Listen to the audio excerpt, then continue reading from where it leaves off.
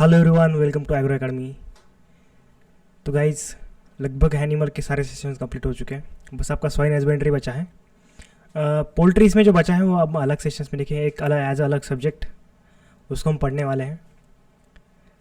आज हम पढ़ने वाले सॉइल हस्बेंड्री। तो उससे पहले जो भी हमारे नए दोस्त हमारे साथ जुड़े हैं उनका सबसे पहले मोस्ट हार्टली वेलकम। देखो गाइज, क्लासेस में थोड़ी गैप आ रही है क्योंकि बात ऐसी है कि फ़िलहाल वर्क प्रेशर बहुत ज़्यादा है। बैंक ये चाहती है कि हमारी बैंक दुनिया की सबसे बड़ी बैंक बने, बट ऐसा होगा नहीं।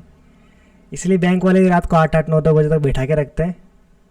इसी की वजह से कभी कभार रिकॉर्ड करने का मूड नहीं होता, या फिर किसी दिन ऐसा लगता है कि चलो यार जाके सो जाए। लेकिन जिस दिन मूड सही होता है उस दिन क्लास तो पक्के आती है। अब सॉइल हस्बेंड्री पढ़ेंगे। सर क्या ये सूअरों को पढ़ना ज़रूरी है? तो देखो, बहुत ज़्यादा ज़रूरी है, क्योंकि दुनिया की 1% पॉपुलेशन हम होल्ड करते हैं सूअरों की। हालांकि पाकिस्तान में अलग है, उनकी बात नहीं कर रहा हूँ मैं। अब सॉइल हस्बेंड्री में अब तक 2 क्वेश्चन बन चुके हैं। एक तो ये बन चुका है कि उनकी जो जेस्टेशन पीरियड है वो कितना होता है। लगभग 114 दिन का उनका जेस्टेशन पीरियड होता है। इसके अलावा इनमें जो पार्चुरेशन होता है, पार्चुरेशन को हम क्या बोलते हैं? इनके पार्चुरेशन को हम फैरोइंग बोलते हैं। ये 2 क्वेश्चन IBPS ने पूछ लिए हैं। अब 2 क्वेश्चन आ चुके हैं, मतलब कहीं ना कहीं टॉपिक इंपॉर्टेंट है। टॉपिक को छोड़ के भाई तो चलेगा नहीं, और इजी टॉपिक है, एकदम सिंपल टॉपिक है। इसको ज़्यादा हार्ड नहीं है कुछ, जैसे कि एनिमल में बहुत सारी टर्म होती है, उसकी इतनी हार्ड टर्म है नहीं। वैसे कॉमन टर्म है आपकी, जो कि आपकी बहुत जल्द बहुत आसानी से समझ में आ जाएगी। तो देखो, ये सूअर का महत्व हमारे माइथोलॉजी में काफ़ी ज़्यादा रहा है। अगर आप बात करें भगवान विष्णु के अवतार की, तो उन्होंने सूअर का अवतार लेके धरती को इससे बाहर निकाला था, समुद्र से बाहर निकाला था। अब इसके अलावा मुसलमानों में भी इसका काफ़ी ज़्यादा यह है कि इसका वो अपने मुंह से नाम भी नहीं लेते। लेकिन सब रिलीजन को, सब चीज़ों को हम बाजू में रख कर सॉइल हस्बेंड्री पढ़ेंगे। चाहे आप हिंदू हो, चाहे आप मुसलमान हो, आपके लिए ये चीज़ें पढ़ना ज़रूरी है, क्योंकि सूअर कहीं ना कहीं सिलेक्शन देने में कभी कभार मदद करेगा। तो चलिए आपकी सॉइल हस्बेंड्री शुरू करते हैं। तो देखो, सॉइल हस्बेंड्री में हमको कुछ बेसिक टर्मिनोलॉजी जानना ज़रूरी है। जैसे कि जैसे कोई भी हम एनिमल शुरू करते हैं, कोई भी ब्रीड हम जब स्टार्ट करते हैं, तो कोई भी स्पीसीज जब हम स्टार्ट करते हैं, सबसे पहले हम यही देखते हैं कि उनकी बेसिक टर्मिनोलॉजीज़ क्या है। तो देखो, उनका जो मेल होता है, उनका मेल देख रहा है, उसके काफ़ी ज़्यादा बड़े दांत निकल आए बाहर। अब ये हालांकि जंगली सूअर है, इस तरह का सूअर हम लोग पालते हैं नहीं, क्योंकि ये बहुत तेज़ भागता है। इसके अलावा इसका रेयरिंग काफ़ी मुश्किल है। अब जो सूअर होता है उसको हम बोलते हैं बोर, यानी कि उनका जो मेल सेक्सुअली मैच्योर्ड है उनका हम बोर बोलते हैं। ठीक। अब उनकी जो फीमेल है उसको हम बोलते हैं saw. What I saw a bore and bore with the saw. अब जब हम इन दोनों का बीच में क्रॉस कराते हैं तो इस क्रॉस को कहते हैं हम कपलिंग। ठीक। अब देखो, कपलिंग केवल और केवल आपकी पिग में ना हो के आपकी पिगर ही नहीं, आपकी पोल्ट्री में भी कपलिंग होती है। अब बात करें इनमें से जो बच्चा पैदा होगा, जो यंग वन पैदा होगा, उसको हम कहेंगे पिगलेट। ठीक। अब पिगलेट देखो, ये जो है काफ़ी प्रोलिफिक एनिमल है। लगभग प्रोलिफिक यानी एक वक्त में काफ़ी सारे बच्चे जन्म देते हैं। लगभग 6 से लेकर 12 बच्चे तक ये दे देते हैं। यानी कि समझ रहे हो, इनकी कोई पॉपुलेशन पर कोई कंट्रोल नहीं है। जैसे कि हम कहते हैं हमारे 2, हम 2 हमारे 2, वैसे सूअर कहता है हम 2 हमारे 100। तो प्रोलिफिक ब्रीड है। 6 से 12 इनके पिगलेट एक वक्त में जन्म लेते हैं।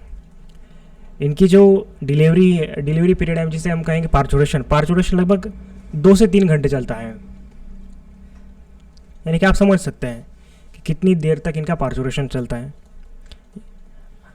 अब ये पिगलेट में सभी जो बच्चा आता है वो ठीक ठाक रहते हैं, लेकिन जो लास्ट वाला बच्चा आता है उसको हम कहते हैं रंट। जो सबसे छोटा होता है उनमें इसका हम रंट कहते हैं। ठीक बात, यहाँ तक चीज़ें क्लियर है आपको? ओके। अब देखो, जब ये या तो ये आपका जो बच्चा पैदा हुआ या तो ये मेल होगा या फिर फीमेल होगा। जब हम इनको विनिंग करते हैं, विनिंग यानी कि separation from there mother on the basis of their sex, तो अगर वो एक मेल रहेगा तो इसे हम कहेंगे बोरलिंग, BOARLING, बोरलिंग, बोरलिंग कहेंगे। और जो फीमेल रहेगी हम फीमेल को कहेंगे गिल्ट। देखो गिल्ट पर भी बहुत सारे क्वेश्चन बन चुके हैं आज तक। आपके एफओ में नहीं पूछा गया है, लेकिन मुझे लगता है बाकी के जो एग्जाम्स है उसमें पूछा जाता है। अब यहाँ तक हमने पढ़ा कि बोर, सॉ उनका बच्चा पिगलेट, अगर मेल है तो बोरलिंग, फीमेल है तो गिल्ट। अगर हम इसी बोरलिंग को कैस्ट्रेट कर दें, अगर इसकी वेसेक्टोमी कर दें, तो इसको हम कहेंगे हॉग,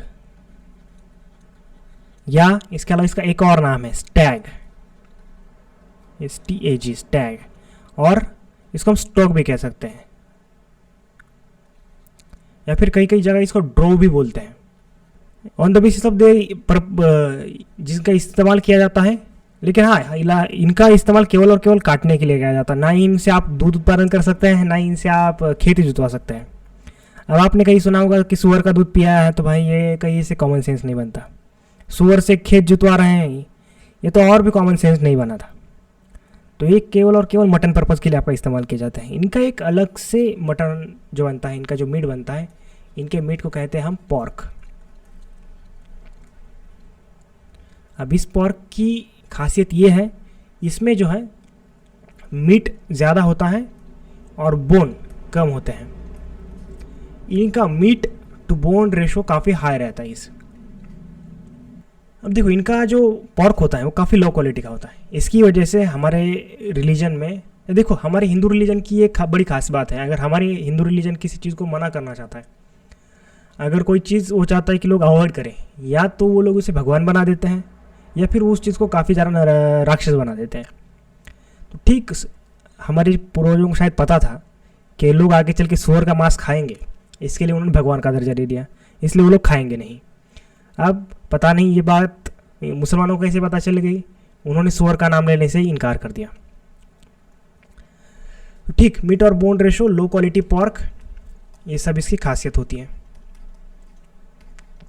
इसके लिए मोस्ट ऑफ द इंडियन इसका मीट कंज्यूम नहीं करते हैं।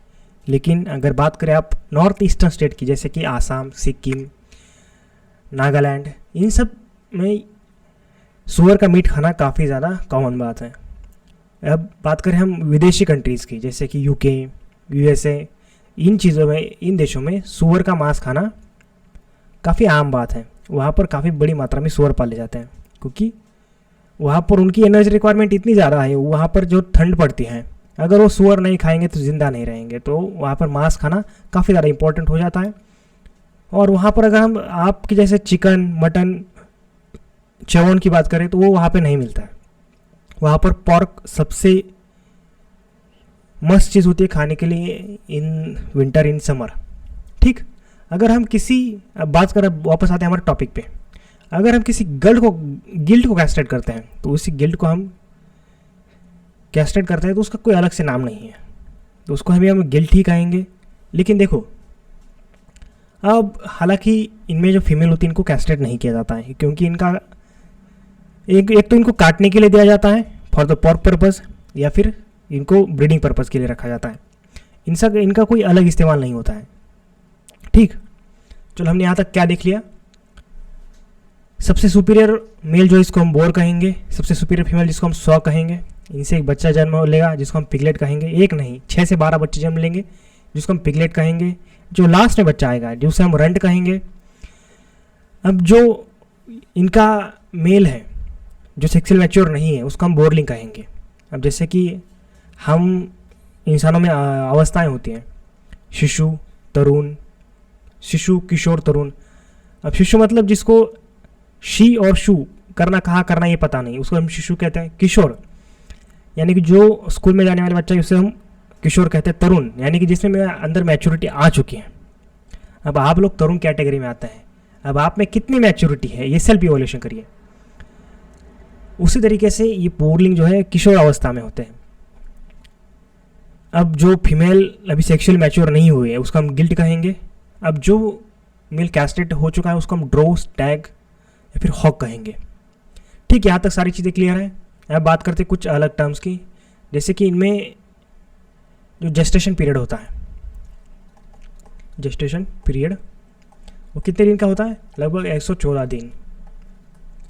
अब देखो ये वैल्यू आपको रेंज में देखने को मिलेगी 110 से लेकर 115 दिन तक, ऐसी रेंज में भी देखने को मिलेगी। 114 दिन आप ध्यान में रखिएगा। लगभग 114 दिन मतलब कितना आपका? लगभग 4 महीने, हाँ लगभग 4 महीनों के आसपास इतना इनका जेस्टेशन पीरियड होता है। ठीक, यहाँ तक सारी चीज़ें क्लियर होगी। आई होप यहाँ तक सारी चीज़ें क्लियर है। अब बात करते हैं कुछ इंपॉर्टेंट टर्मिनोलॉजीज़ की कि हमको क्या क्या इसमें पढ़ना है। अब देखो, सबसे पहली बात हमने पढ़ा पॉर्क। इसकी जो मीट है उसको पॉर्क कहते हैं। ये सबसे पहले आपकी इंपॉर्टेंट टर्मिनोलॉजी हो गई। इसके अलावा इनका पार्श्व से हम कपलिंग कहते हैं। ओके, यहाँ तक बात क्लियर है। अब मोस्ट प्रोलिफिक एनिमल है ये, जो हम एनिमल पालते हैं उनमें सबसे प्रोलिफिक है इन पेट एनिमल। पेट एनिमल की हम बात करें जिनको हम पालते हैं, इनमें सबसे प्रोलिफिक है। और इसके अलावा भी एक प्रोलिफिक है रैबिट। रैबिट सबसे ज़्यादा प्रोलिफिक एनिमल होता है। ये लगभग इसका 90 दिन की पार्चुरेशन साइकिल होती है। 90 दिन के अंदर ये काफ़ी ज़्यादा बच्चे दे देते हैं, यानी कि काफ़ी फास्ट इनकी जनरेशन पास होती है। ठीक, अब इसमें आप देखिएगा, आपको कुछ टर्म्स दिखाता हूँ मैं, ताकि सबसे पहले टर्म्स आप पढ़ ले। अब देखिए, ये जो होता है, ये सुअर के नाक के आगे जो आप देख पा रहे हैं ये वाला हिस्सा, इसको हम कहते हैं स्नाउट। ठीक, अब इसका क्या इस्तेमाल होता है? ये सुअर की बॉडी का एक पार्ट है, इसका क्या इस्तेमाल होता है? जैसे कि अब सुअर को हम पालते हैं ग्रास लैंड में, या फिर जैसे जहाँ पर सैंड होती है उस वाले फ्लोर पर हम सुअर को पालते हैं। तो सुअर क्या करता है, उसी नाक इसमें जाकर अपना नाक घुसेड़ देता है। नाक को रगड़ कर ज़मीन से कुछ मिल जाए, ये खाने को कुछ मिल जाए, इस चीज़ में हमेशा वो ताकता रहता है। तो इसको वो कहते हैं स्नाउट, जिससे वो स्नाउटिंग करता है। स्नाउट, यह देख रहे हैं आप, स्नाउट, इसको कहते हैं स्नाउट। ओके, इस स्नाउट से वो ऐसा किसी भी ग्रास लैंड में जाएगा, कहीं भी हरी भरी जगह हो, तो यहाँ पर जाके नाक से कुरेद देगा, तो इसे हम स्नाउट कहेंगे। अब ये देखो, ये जो इनके दांत दिख रहे हैं, ये बड़े बड़े सफ़ेद दांत जो हैं, इनको हम कहते हैं निडल टीथ। Needle teeth. अब जैसे ये जन्म लेते हैं तो उनके साथ ये दांत भी एकदम हल्के दिखने लगते हैं। तो इन निडल टीथ को रिमूव करना काफ़ी ज़्यादा इंपॉर्टेंट होता है। अगर हम इसको रिमूव नहीं करते हैं तो इससे 2 नुकसान होते हैं। एक, जब भी ये किसी भी सुआ का मिल्क सक करने जाएंगे, दूध पीने जाएंगे, तब ये उसके अडर को काफ़ी हानि पहुंचा सकते हैं। उसके अडर को ये काफ़ी डेंजरस होते हैं। ये तो उनका पहला नुकसान हुआ। दूसरा, अगर ये कभी आपस में झगड़ते हैं तो ये एक दूसरे को जख्मी कर सकते हैं। तो इस चीज़ों को अवॉइड करने के लिए हम निडल टीथ को रिमूव करते हैं। ठीक बात, अगर निडल टीथ को रिमूव करें तो ये सुअर कुछ इस तरीके से दिखेगा। ओके, यहाँ तक सारी चीज़ें क्लियर है। अब देखिए स्नाउटिंग, जो मैंने बताया था कि स्नाउटिंग कैसे करते हैं। अब देखिए, इनको ना ही ज़्यादा मतलब जैसे के तरीके काऊ को हमको एक पर्टिकुलर फीड पाउडर की ज़रूरत होती है, उस तरीके से इनको कोई पर्टिकुलर फीड पाउडर की ज़रूरत नहीं है। अगर आप जाएंगे कभी कभार कुछ ऐसे इलाके में, जैसे कि मैं जब पढ़ाई शुरुआती दौर में पढ़ाई कर रहा था, तब मैं I was use to live in Sambhajinagar, Maharashtra. तो वहाँ पर भाई बहुत बड़े बड़े सुअर हुआ करते थे कि उनको मतलब उन्होंने ऐसे लोगों ने ऐसे ही छोड़ दिया था कि भाई जाओ तुम गटर का पानी पियो, गटर में खाओ। बहुत मोटे हो जाते थे वो, यानी कि गार्बेज पर भी वो काफ़ी ज़्यादा अच्छी तरीके से सर्वाइव कर लेते हैं। तो उस गार्बेज में से ढूंढ के खाने के लिए इनकी ये स्नाउट जो है वो प्रोवाइड होती है। ये कंपनी मैन्युफैक्चर्ड है, इसमें ना अलग से लगाई जाती है, ना कुछ किया जाता है। तो ये इससे अपना फूड काफ़ी आसानी से ढूंढ सकते हैं। लेकिन ये केवल और केवल गार्बेज के केस में है। अगर आप इनको फूड प्रोवाइड कर रहे हैं तो स्नाउटिंग की कोई ज़रूरत आती नहीं है। वैसे तो स्नाउटिंग कहाँ करते हैं? जहाँ पर भी गार्बेज फीडिंग होती है। सर क्या हम इनको गार्बेज खिलाएंगे अब? हाँ, गार्बेज फीडिंग भी इनकी एक रेयरिंग मेथड है। ठीक, स्नाउटिंग तो आप सभी को क्लियर होगा। हमने ये भी क्लियर कर लिया। अब ठीक है, वैलोइंग कैराकस का है। अभी देखो वैलोइंग, अब आप यहाँ एक सुअर देख रहे हो जो मड में खेल रहा है। अब आप, ये कहावत है कि सुअर को कितना भी धो लो वो जाएगा तो गटर में ही, तो ठीक उसी तरीके से ही इसको यहाँ धोया, यहाँ गटर में आ गया। तो इसमें वैल्यूइंग करना काफ़ी ज़्यादा ज़रूरी होता है उसके लिए। अब सुअर की अगर बात करूँ तो उसके बॉडी पे काफ़ी ज़्यादा थिन फैट होता है, लगभग 3 से लेकर 4 सेंटीमीटर का उसके ऊपर फैट होता है। इसके ऊपर की जो लेयर होती है, इसके अंदर 3 से 4 सेंटीमीटर का फैट लेयर होता है। इसकी वजह से इनका थर्मो रेगुलेशन ठीक से नहीं हो पाता है। थर्मो रेगुलेशन को ठीक से करने के लिए हमको वैल्यूइंग करवाना पड़ता है। थर्मो रेगुलेशन यानी कि टेम्परेचर का मेंटेनेंस। इसके अलावा सब क्यूटानियस लेयर जो होती है वो थिक फैट की होती है, थिक फैट लेयर। इसकी वजह से सब क्यूटानियस रेस्पिरेशन जो है, सब क्यूटानियस यानी कि अगर आप कभी स्विमिंग पूल में गए हो या फिर कभी तैरने के लिए गए हो तो आपको ये महसूस हुआ होगा कि मेरी सांस फूल रही है, हालांकि आपकी नाक पानी के बाहर है।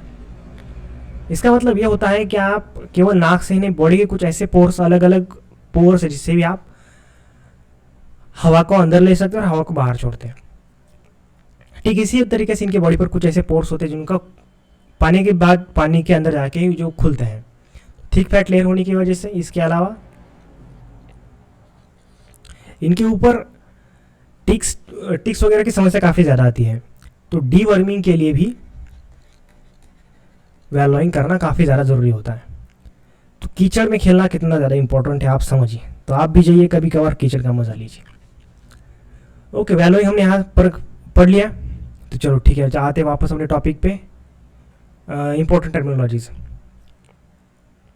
हमने स्टाउटिंग देखा, उनकी डिटेल देखे, सारी चीज़ें देखी हमने, उनका जेस्टेशन पीरियड हमने ऑलरेडी डिस्कस कर दिया है। अब हम ये बात करते हैं कि हीट पीरियड की। तो इनमें हीट पीरियड कितना होता है, तो देखो इनमें हीट पीरियड लगभग 21 दिन का होता है। अब दूसरे दिन से तीसरे दिन में during stress period, heat period तो हमने हीट पीरियड नहीं कह सकते हम, इसको कह सकते हैं हम हीट साइकिल। हीट साइकिल इनमें कितने दिन का होता है, 21 दिन का। और इसमें जो हीट पीरियड होता है यानी कि स्ट्रेस पीरियड, वो कितने दिन का होता है आपका, 2 से लेकर 3 दिन का। तो इसी बीच में इनकी ब्रीडिंग करवाना काफ़ी ज़्यादा ज़रूरी होता है। अब ब्रीडिंग के लिए एनिमल कैसे सिलेक्ट करते हैं वो हम नेक्स्ट स्लाइड में पढ़ेंगे, बाकी की इंपॉर्टेंट नॉलेज इसमें डिस्कस कर लें। हमने वैल्यूइंग देखा, इसके अलावा एक और टर्म आती है क्रीप फीडिंग। अब देखो क्रीप फीडिंग यह होता है, हम ये चाहते हैं कि सुअर के जो बच्चे हैं इनको कुछ अलग से राशन मिले ताकि ये जल्दी जल्दी ग्रो कर पाए। इसमें हम क्या करते हैं, कुछ ऐसा फीड हम फ्लोर पे फैला देते हैं और हम ये चाहते हैं कि वो आगे इसको खाए और काफ़ी ज़्यादा तेज़ी से ग्रो करे। इसी चीज़ को हम कहेंगे क्रीप फीडिंग, यानी कि एडिशनल फीड स्टफ किसको प्रोवाइड कराना है, फॉर पिगलेट। इन पिगलेट को अगर हम एडिशनल फीड स्टफ प्रोवाइड कराते हैं तो इसको हम क्रीप फीडिंग कहते हैं। और क्रीप फीडिंग पिग के मामले में काफ़ी ज़्यादा कॉमन होती है, यानी कि बाकी के एनिमल में इतनी ज़्यादा कॉमन नहीं होती है जितनी कि पिग के मामले में कॉमन होती है। ओके, यहाँ तक सारी चीज़ें क्लियर हैं। वो मुझे लगता है इसके अलावा कुछ और टर्मिनोलॉजीज का आपको शायद ज़रूरत ना हो, बाकी के मैमीट और कैराकस का हम आगे देख लेंगे। अब सिलेक्शन ऑफ ब्रीड, अब ब्रीड का सिलेक्शन कैसे किया जाए। मुझे एक अच्छे से सुअर की ब्रीड चाहिए, अब मैं उसमें क्या क्या कैरेक्टरिस्टिक देखूँ ताकि वो मुझे इकोनॉमिक बेनिफिट पहुँचा पाए।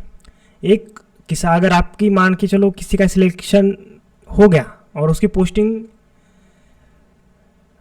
आपकी सेवन सिस्टर जहाँ हमको जिसको बोलते हैं नॉर्थ ईस्टर्न एरिया, वहाँ हो गई, भगवान ना करे किसी के वहाँ हो, लेकिन मान के चलो हो गई, वहाँ के लोकल लोगों की उनके तो उनका उस एनवायरनमेंट से परिचय है, इसलिए उनको वहाँ ज़्यादा दिक्कत नहीं होती। लेकिन अगर आप नॉर्थ इंडिया, साउथ इंडिया से हैं, वेस्ट इंडिया से हैं, जैसे कि गुजरात, महाराष्ट्र से हैं, तो काफ़ी ज़्यादा दिक्कत फेस करनी पड़ती है।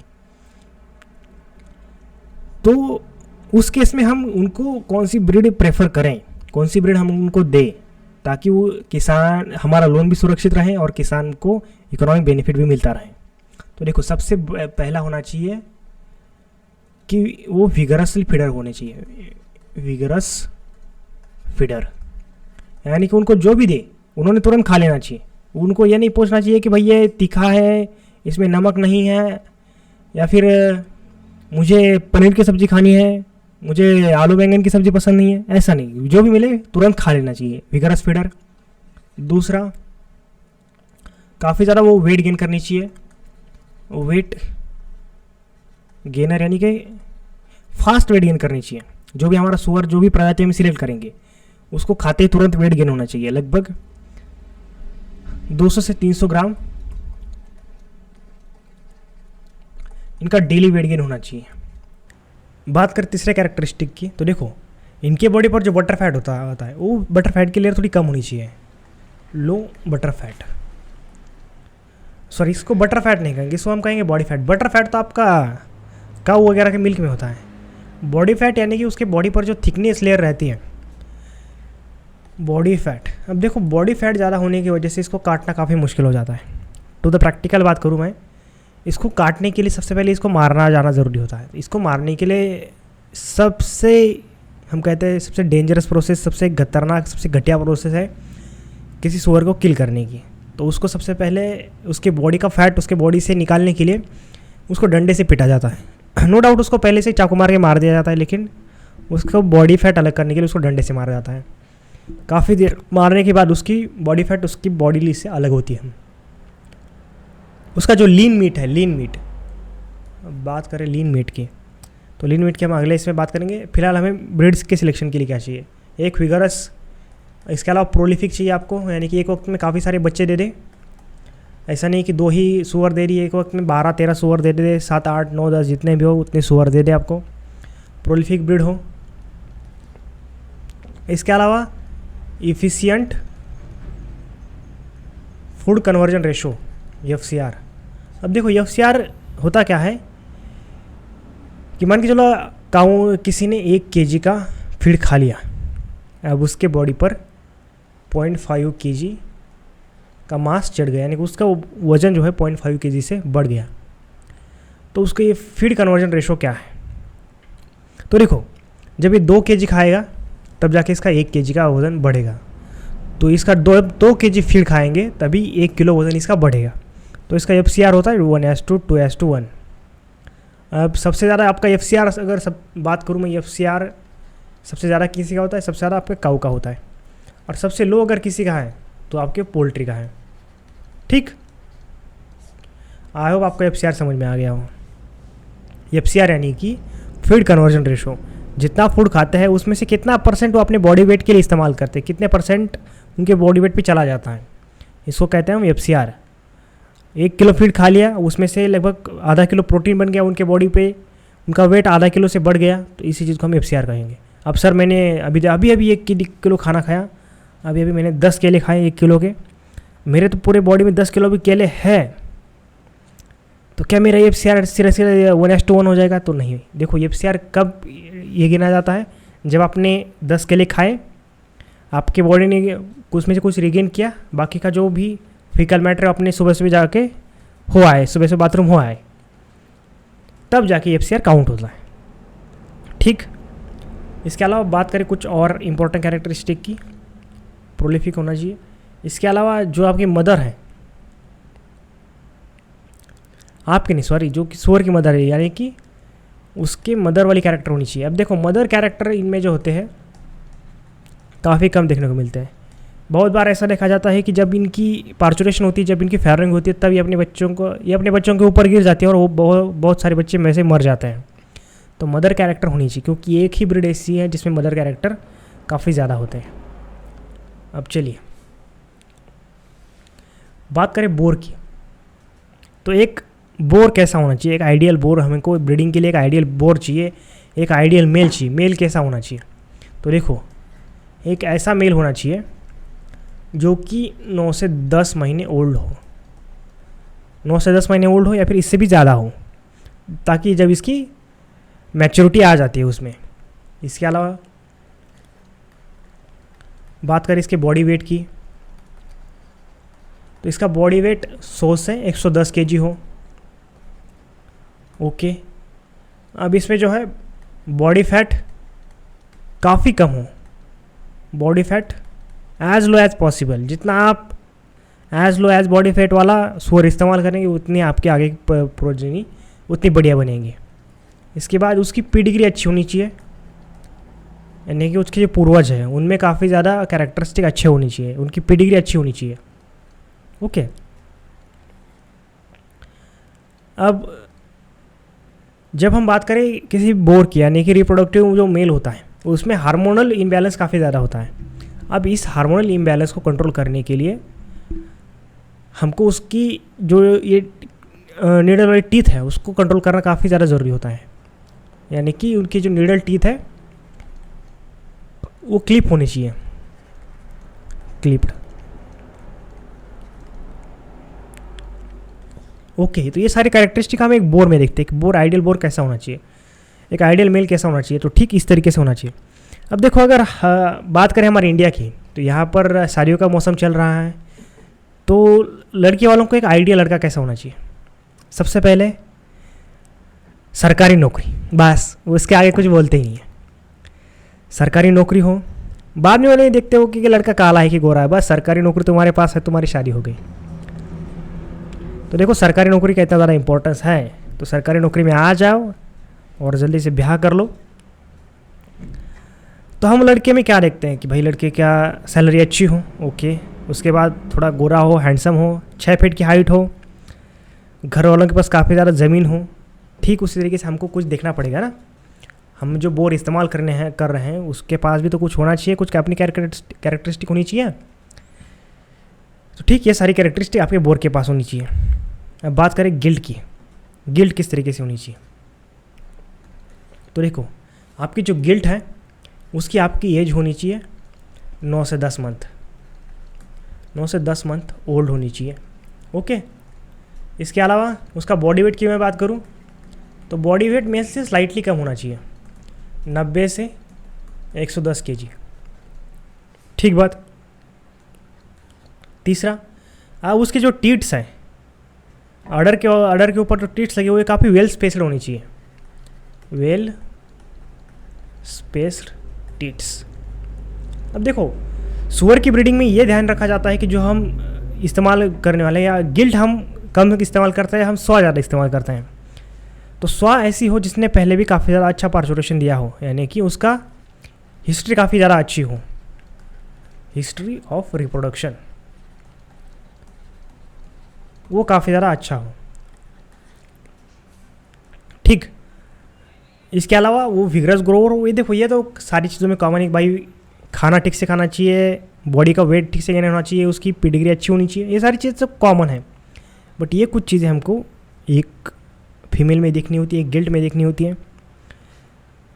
ठीक, स्नाउट का हमने तो पढ़ लिया था, नीडल टिप भी हमने पढ़ लिया है, स्नाउटिंग भी पढ़ लिया है। अब देखते हैं ये मीट वाला कंसेप्ट। अब देखिए, यहाँ एक सुअर काटा जा रहा है, हालांकि इमेज ज़्यादा आर रेटेड ना हो इसके लिए मैंने ये खास इमेज जनरेट करवाया है। तो देखो, इसमें 2-3 टर्म होती हैं। इसके मटन को जो क्या कहते हैं, हम पॉर्क कहते हैं, इसके मीट को पॉर्क कहते हैं। ओके, अब इसका जो मीट खाने के लिए प्रेफर किया जाता है उसको कहते हैं लीन मीट। लीन मीट जिसमें कि फैट का कंटेंट ना हो, फैट का कंटेंट ना हो, 0% हो फैट, उसे हम कहते हैं लीन मीट। अब लीन मीट इसमें काफ़ी ज़्यादा मात्रा में पाया जाता है। अब इसमें जो बोन टू मीट रेशो है, ये रेशो काफ़ी ज़्यादा होता है, मोर बोन। अब देखो, इसमें कुछ और टर्म हमको जानना ज़रूरी होता है। एक कैराकास वेट, दूसरा है लाइव वेट। अब कैराकास वेट और लाइव वेट क्या होता है? अब मैंने एक ज़िंदा सूअर पकड़ा, उसको आपका जो तराजू है, जो वज़न करने वाला जो भी वेइंग बैलेंस है, उस पर रख दिया और उसका वज़न आया 110 किलो। ठीक, अब मैंने उसी सूअर को काट दिया, उसकी चमड़ी अलग कर दी, उसके बाल अलग कर दिए, उसके हाथ पाँव, उसकी पूँछ अलग कर दी। अब मुझे जो मटन, जो मुझे पॉर्क चाहिए, जो एक्चुअल में पॉर्क चाहिए मुझे विद बोन्स, उसको हम कहते हैं कैराकास वेट। ठीक, अब कैराकास वेट आ गया है, लगभग सारा रिमूव हो जाने के बाद मेरा 80 केजी कैराकास वेट आ गया, यानी कि आपका लाइव वेट हमेशा बड़ा रहेगा आपके कैराकास वेट से। कैराकास वेट क्या समझ में आए, काटने के बाद जो एक्चुअल में हमको मिलता है, जो एक्चुअल हमारा इकोनॉमिकल प्रोडक्ट है, उसे हम कैराकास वेट कहेंगे। कैराकास वेट इसमें काफ़ी ज़्यादा अच्छा होता है। अब देखो इसका सुअर का अगर हमने एक सुअर काट लिया तो इस सुअर को हम काफ़ी देर के लिए प्रिजर्व कर सकते हैं। अगर इसको हम लो टेम्परेचर पे रखें तो इसका वेट काफ़ी ज़्यादा, सॉरी इसका हम काफ़ी ज़्यादा दिन तक प्रिजर्व कर सकते हैं। ठीक, अब इसका मान के चलो हमने इसको प्रिजर्व कर दिया, लेकिन प्रिजर्व करने के बाद भी इसका वेट जो है वो कम नहीं होता है। जैसे कि अगर आप चेवन को फ्रीज करते हैं तो उसका वेट धीरे धीरे धीरे कम हो जाता है, लेकिन कैराकास वेट जो है, पोर्क का कैराकास वेट जो है वो कम नहीं होता है। मतलब कि होता है लेकिन इतना हाईली, इतना विगरसली कम नहीं होता in the case of chevon में जितना होता है। ओके, यहाँ तक आपको आई होप आपको सारी चीज़ें क्लियर हैं। वैल्यूइंग में हमने पढ़ रखा है। अब देखो बात करिए इसके ब्रीड्स की, तो ब्रीड्स ठीक है, ये ब्रीड्स के बारे में हम बात कर रहे हैं, लेकिन उससे पहले हम पढ़ लें इंडियन ब्रीड्स के बारे में। इंडियन ब्रीड्स हमारी कहाँ कहाँ देखो देखने को मिलती है। अब देखो आप यहाँ पे जितनी भी कंट्री देख पा रहे होंगे, अगर मैं ये गोवा को छोड़ूं, अंडमान निकोबार को छोड़ दूं और उत्तर प्रदेश को छोड़ दूं, तो लगभग आपके सारे के सारे नॉर्थ ईस्टर्न रीजन वाली कंट्रीज़ है, सॉरी स्टेट्स है, नॉर्थ ईस्टर्न रीजन वाली स्टेट्स है। देखो घुंगरू आपका वेस्ट बंगाल का है, निनांग मेघा मेघालय का है, अगोंडागोन गोवा का है, तेइंग हो नागालैंड का है, निकोबारी अंडमान निकोबार का है, दूम आसाम का है, झोवाक मिजोरम, गुर्रा उत्तर प्रदेश, माली त्रिपुरा का है। अब त्रिपुरा की जो है क्या कहते हैं उसको, वो माली है। बिहार और झारखंड का पूर्णिया है, झारखंड का बंदा, मणिपुर का मणिपुरी ब्लैक, वाक चंबाली मेघालय। अब देखो इसमें तुमको बस ये वाली ब्रीड याद रखनी, घुंघरू। घुंघरू क्योंकि सबसे ज़्यादा कल्टीवेशन इसी का होता है, सॉरी सबसे ज़्यादा प्रोडक्शन इसी का होता है, और ये आपकी वेस्ट बंगाल की ब्रीड है। इतना याद रखिए, बाकी की इसके कैरेक्टर्स इन डिटेल हम बाद में पढ़ने वाले, क्योंकि हाईएस्ट पॉपुलेशन है इसकी। बात करें हम इंडियन पॉपुलेशन में सबसे हाईएस्ट पॉपुलेशन किससे, तो घुंघरू को है। घुंघरू आपका एक लोकल ब्रीड है जो डिसीज रेजिस्टेंस है और काफ़ी ज़्यादा मामले में हेल्पफुल भी है। अब बात करते हैं एक्चुअल ब्रीड के बारे में, जो हमको काम में आने वाली, जिसके ऊपर क्वेश्चन बन सकते हैं। अब देखो लार्ज वाइट यॉर्कशायर, यॉर्कशायर जानते हैं, यॉर्कशायर एक शहर है, उसी के हिसाब पर उसके हिसाब पर उसके नाम पे ये ब्रीड बनाई गई है। अब देखो यॉर्कशायर आपका कहाँ पड़ता है, यॉर्कशायर पड़ता है आपका यूके में। जिन अंग्रेज़ों ने हमें 150 साल तक लूटा, उन्हीं का एक शहर है यॉर्कशायर। अब वो उन्होंने सुअर खा के हमको लूटा, ये बात अलग है। अब देखो लार्ज वाइट यॉर्कशायर, ये आपकी लार्ज ब्रीड है सुअर की, उसके नाम में ही लार्ज है। इसके ऊपर मुझे एक गाना याद आ रहा है, लंबा है रे मैडम लंबा। तो आपकी ये लार्ज ब्रीड है। इसके अलावा बात करें इसको अपीयरेंस कैसा है, देखो इसका पूरा दे दी वाइट कलर का दिख रहा है, वाइट प्लस देखो कभी कभार एकदम कई जगह मुझे ब्लैक स्पॉट दिखाई दे रहे हैं, प्लस ब्लैक स्पॉट ओकेजनली। ठीक सर, कलर तो पिंक है, तो इसका कलर वाइटिश पिंक होता है। तो पिंक के नाम पे हमको दूसरी चीज़ देखने को मिलेगी, सुअर पिंक होता है। इसके अलावा हमने एक चीज़ पिंक देखी थी, कौन सी, एक अमरूद होता है। मुझे अभी ब्रीड याद नहीं आ रहा है उसका, ये नहीं याद आ रहा है, लेकिन कलर तो पिंक होता है। ठीक, अब इसके जो ईयर्स हैं, ये देख पा रहे हैं आप, ऐसे खड़े हुए हैं, मतलब यानी कि इरेक्ट ईयर्स है, इरेक्ट ईयर्स। अब इस ईयर्स को एक स्पेशल नेम दिया जाता है, इसको हम कहते हैं फ्रिकल्स। फ्रिकल्स ईयर्स को हम कहेंगे फ्रिकल्स। ओके, अब ये जो ब्रीड है ये काफ़ी ज़्यादा लार्ज है, इसका बॉडी वेट काफ़ी ज़्यादा है। इसको हम एक्सटेंसिवली यूज़ करते हैं क्रॉस ब्रीडिंग पर्पज़ के लिए, extensively used for cross breeding. हम इंडिया में क्रॉस ब्रीडिंग में इसका काफ़ी ज़्यादा इस्तेमाल करते हैं। अभी इसका सुअर का जो रिसर्च स्टेशन है वो आपका दार्जिलिंग में है। अब इसका जो फोर हेड है वो डिश्ड शेप है, डिश्ड शेप फोर हेड। इसके अलावा डिश शेप फोर हेड हमने कहाँ देखा था, तो डिश शेप फोर हेड आपने देखा था कि जर्सी काऊ में डिश शेप्ड फोर हेड रहता है और उसका फॉन कलर रहता है। ओके, अब इसकी जो स्नाउट लेंथ है वो मीडियम स्नाउट है, मीडियम स्नाउट लेंथ। ये जो रहा, ये जो चीज़ कहते हैं जो हमको दिखा रहा है अपनी नाक, इसको कहते हैं स्नाउट। अब नाक दिखा रहा है, ऐसा नहीं कि मतलब वो नाक दिखा रहा था हम जाके उसके नाक में उंगली डालेंगे, तो उंगली नहीं करना। अब इसको खास आपको बेकॉन पर्पज़ के लिए इस्तेमाल किया जाता है। देखो, इसके ब्रीड को पॉर्क भी कहते हैं, बेकॉन भी कहते हैं, तो बेकॉन पर्पज़ ब्रीड है ये, बेकॉन पर्पज़ ब्रीड। ओके, अब आपकी लार्ज व्हाइट यॉर्कशायर जो है इसको हम एज अ गुड मदर कहते हैं, नोटेड एज गुड मदर। क्योंकि देखो होता क्या है, जब भी इनमें पार्चुरेशन होता है तब 2 से 3 घंटे के लंबे प्रोसीजर के बाद सारे के सारे बच्चे बाहर आते हैं, और इतना प्रेशर लगाने से इनकी मादा जो है काफ़ी थक जाती है, उसमें अंदर काफ़ी ज़्यादा लैमनेस आ जाता है, तो वो वही उसी जगह बेहोश हो जाती है जहाँ उसने बच्चे दे दिए, वही उसी जगह गिर जाती है। बेहोश नहीं हो जाती इन द सेंस कि मतलब उसकी बॉडी से शक्ति ख़त्म हो जाती है। और जो बच्चे छोटे छोटे बच्चे हैं उसके गिरने की वजह से उनके मुंह में उसके टीट्स उसको वो उनके टीट्स को पकड़ सकते हैं। लेकिन होता है ये, इस चीज़ में होता क्या है, अब 100 को ये भी पता नहीं चलता कि नीचे बच्चे हैं, तो कभी कभार वो बच्चों पे गिर जाती है और इसी में 2-3 बच्चे जो है इसके मर जाते हैं। तो इसको अवॉइड करने के लिए आपको लार्ज व्हाइट यॉर्कशायर ब्रीड का पालना काफ़ी ज़्यादा ज़रूरी है, क्योंकि ये गुड मदर है। ये उन बच्चों के ऊपर नहीं गिरेगी लेकिन कहीं और जाके गिरेगी, मतलब आस पास ही गिरेगी लेकिन बच्चों के ऊपर नहीं गिरी, बच्चों की जान बच जाए, इसलिए इसको गुड मदर कहते हैं। अब इसको हम कहते हैं एक्सेलेंट ब्रीड, एक्सटेंसिव यूज़ और excellent breed for cross breeding. ये चीज़ें आपको ध्यान में रखनी है। Okay, large white Yorkshire I hope यहाँ तक कंप्लीट हो, कंप्लीट है ही है, बस आपको अंडरस्टैंड हो ये सारी चीज़ें। तो ये यूएन नहीं, यूके का ब्रीड है। यूके यानी आपके अंग्रेज़ी सुअर। हम कहते हैं कि अंग्रेज़ी कल्चर में तो कहता हूँ अंग्रेज़ी सुअर है, यूके की ब्रीड है।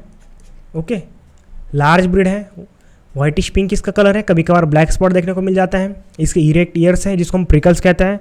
Extensive leaves for cross breeding और excellent breed for cross breeding अगर कोई है तो आपकी लार्ज व्हाइट यॉर्कशायर। इसको हम इंडिया में काफ़ी ज़्यादा इस्तेमाल करते हैं।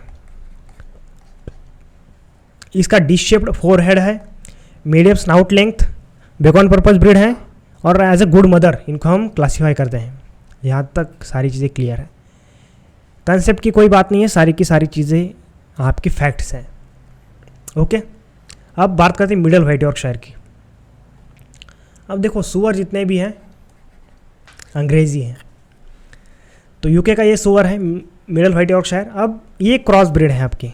अब लार्ज व्हाइट यॉर्कशायर, इसका क्रॉस करा है हमने स्मॉल व्हाइट यॉर्कशायर के साथ, हमको मिला क्या, मिडल व्हाइट यॉर्कशायर।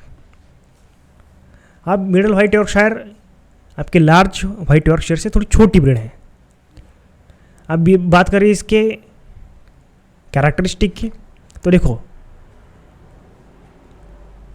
इसका जो पॉर्क होता है, excellent pork for eating, excellent pork.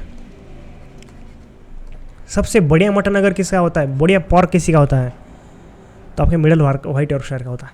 Sir आप तो ऐसा कह रहे हैं जैसे हर सुअर आपने चखा हुआ है, तो ऐसा कहते हैं भाई कि जो जहर है उसका कभी टेस्ट नहीं किया करते, तो इसी तरीके से हमने कभी टेस्ट नहीं किया है, लेकिन बुक में जो है वही पढ़ा रहा हूँ मैं। एक्सेलेंट पॉर्क इसका एक्सेलेंट पॉर्क है। बात करें इसके दूसरे कैरेक्टरिस्टिक की, तो इसका लीन मीट जो है, लीन मीट मैंने क्या समझाया था, फैट के अलावा इसके बॉडी में जो भी पॉर्क बचता है उसको हम लीन मीट कहते हैं। Okay, lean meat to bone ratio इसका काफ़ी हाई है और बोन्स इसमें काफ़ी कम होते हैं। ठीक, जैसे कि हम चाहते हैं आम में रसीलापन ज़्यादा हो और गुठली कम हो, ठीक इसी वही कैरेक्टरिस्टिक हमारे मिडल व्हाइट यॉर्कशायर में है। लीन मीट काफ़ी ज़्यादा है, बोन काफ़ी कम है। लेकिन इस ब्रीड की एक कमज़ोरी है, एक ड्रॉबैक है। अब जितना आपकी लार्ज वाइट यॉर्कशायर ब्रीड जितनी प्रोलिफिक है उतनी ये ब्रीड प्रोलिफिक है नहीं, not prolific as large white Yorkshire. देखो प्रोलिफिक मैंने क्या समझाया था, एक ही वक्त में अगर आपकी ब्रीड 2 या फिर 2 से ज़्यादा बच्चों को जन्म दे रही है तो वो प्रोलिफिक ब्रीड है, यानी कि number multiple birth at the same parturition, इसको हम प्रोलिफिकनेस कहते हैं। यानी कि कौन एक ही बार में क्रिकेट की टीम बनाएगा, इसको हम कहते हैं प्रोलिफिक।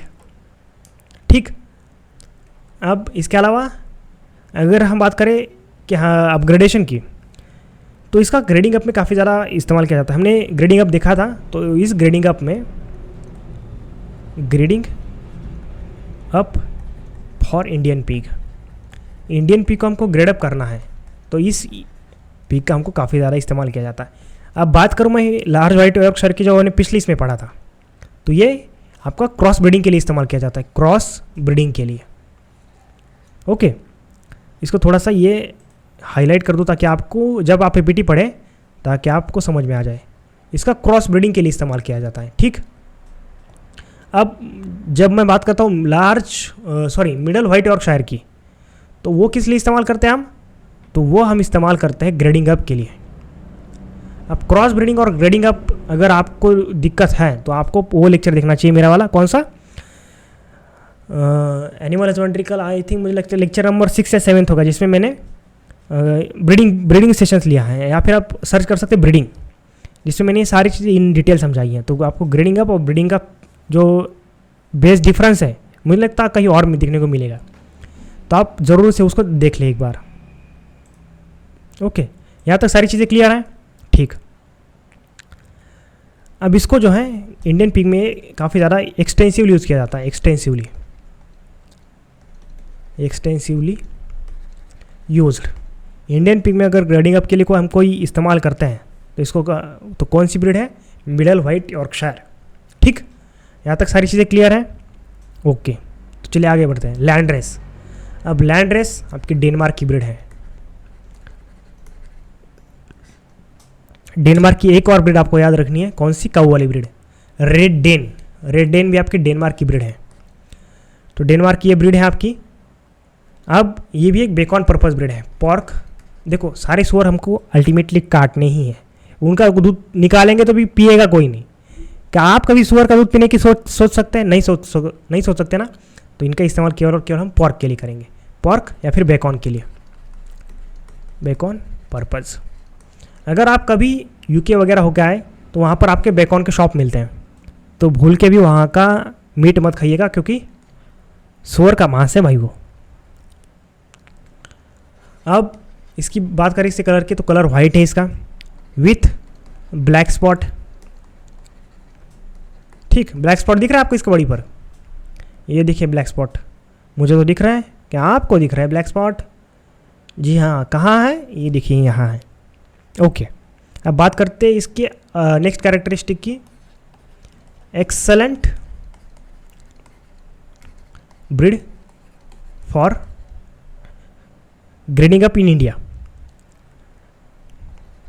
ग्रेडिंग अप के लिए देखो, ग्रेडिंग अप के लिए मैंने पहली चीज़ बताई थी कि ये देखिए एक्सटेंसिवली यूज्ड और एक्सेलेंट ब्रीड। अब देखो इसका एक फ़र्क अगर मैं आपको समझा दूँ, एक्सटेंसिवली और एक्सेलेंट ब्रीड का, इसको यहाँ मेरे सर के ऊपर समझा देता हूँ। तो देखिए AFO की आप तैयारी कर रहे हैं, अब आपको AFO के लिए जो मटेरियल दिया जाता है, जो आप मार्केट में मटेरियल देखते हैं, वो एक्सटेंसिवली यूज़ है, मतलब हर कोई उसको उठा के पढ़ देता है। एक्सटेंसिवली यानी कि सब लोग पढ़ते हैं। ठीक, एक्सटेंसिवली एक्सेलेंट, इसका फ़र्क समझ रहे हैं हम। ठीक, मतलब आप बाजार के जितने भी नोट्स हैं वो पढ़ लेते हैं, यानी कि वो एक्सटेंसिवली यूज किया जाता है, सारे बच्चों के द्वारा इस्तेमाल किए जाते हैं। लेकिन एक्सेलेंट नोट्स आपके केवल और केवल पैड ऑन के हैं। तो अदर नोट्स और पैड ऑन नोट्स में यही फ़र्क है, एक्सटेंसिवली यूज्ड और एक्सेलेंटली यूज। इस चीज़ को हम कहते हैं, इस फ़र्क को आप समझिए। एक्सेलेंट ब्रीड कौन सी है आपकी, लैंड रेस। क्या भाई हमको इसको इस्तेमाल करना चाहिए। अब हमारी बैंक बताती है कि भाई देखो तुमको बोरोर के घर जाके उसका सबसे पहले घर वगैरह सब कुछ ठीक ठाक है वो देखना चाहिए, उसके बाद लोन करना चाहिए, पर एक्सटेंसिवली होता क्या है, बोरोवर से मुलाकात हो गई, उसका लोन सैंक्शन हो गया। अब बात करें हम एक्सेलेंट ब्रीड, एक और मैं एग्जांपल देने की अगर बात करूं एक्सेलेंट की,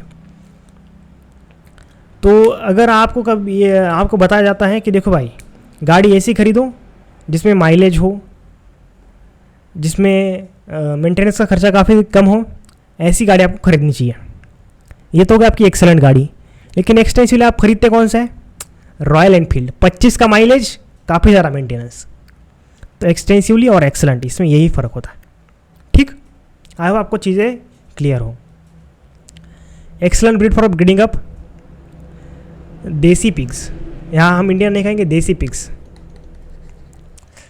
तो लैंड रेस में आगे देखते हैं कि भाई इनका एफसीआर काफ़ी हाँ है, एक्सेलेंट एफसीआर, एक्सेलेंट एफसीआर, ये गार्बेज पर भी सर्वाइव कर जाते हैं।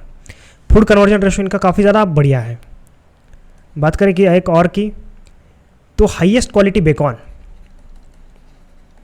Highest quality Bacon, highest quality pork अगर किसी ब्रीड का है तो आपके लैंड रेस का है। तो देखो इसमें एक्सेलेंट, मैं तो एक्सेलेंट कहूँगा लैंड रेस को, क्योंकि ये excellent for the breeding, for the grading up है, एक्सेलेंट फॉर दिट्स बेकॉन है, फॉर इट्स इकोनॉमिक पर्पज़ है। इसके अलावा बात करें इसके और कैरेक्टरिस्टिक की, तो आई थिंक इतनी कैरेक्टरिस्टिक आपको ये सफिशिएंट है। लेकिन हाँ, इसके स्नाउट के बारे में बात करते हैं। इसकी लॉन्ग स्नाउट, लॉन्ग स्नाउट, इसकी स्नाउट काफ़ी ज़्यादा लॉन्ग होती है। Okay, long snout. अब ये देखिए आपका घुंघरू, आपके घुंघरू जो है ये आपकी देसी पिग की ब्रीड है, देसी पिग। ओके, इसका ओरिजिन कहाँ माना जाता है, वेस्ट बंगाल। अब देखो इसमें क्या होता है, एक तो आपको ये ब्रीड कुछ इस तरीके से दिखेंगी, या फिर इसके ऊपर आपको दिखेंगे ये कलर पैटर्न दिखेंगे, कलर शेड दिखेंगे आपको, वाइट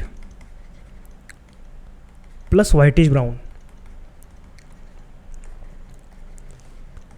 आपको ये सारी कलर पैटर्न इसके ऊपर देखने को मिलेगी। और इसका एक अलग बात करें तो इसका जो फेस है वो फेस आगे चल के ब्लैक हो जाता है, और इसकी बॉडी जो है वाइट रहती है।